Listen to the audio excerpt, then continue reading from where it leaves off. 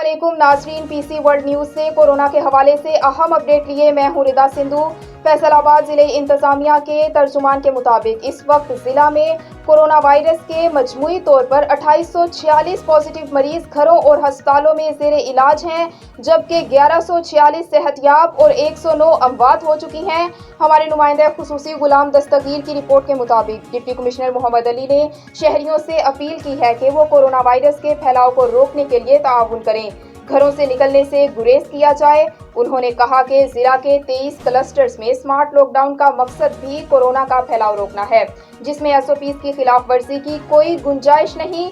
उलमा कराम से अपील की कि वो मेहराब और मिंबर और जुमा के खुतबात में शहरियों को जिम्मेदारी का मुजाहिरा करते हुए एहतियाती तदाबीर अपनाने का पैगाम पहुंचाएं, जबकि फेस मास्क के इस्तेमाल के बगैर बाहर ना निकला जाए। उन्होंने कहा कि जिले इंतजामिया इंसदादे कोरोना इक़दामात पर अमल दरामद के लिए मुतहरिक है, ताहम अवामी ताउन के बगैर मतलूबा नताइज हासिल नहीं किए जा सकते।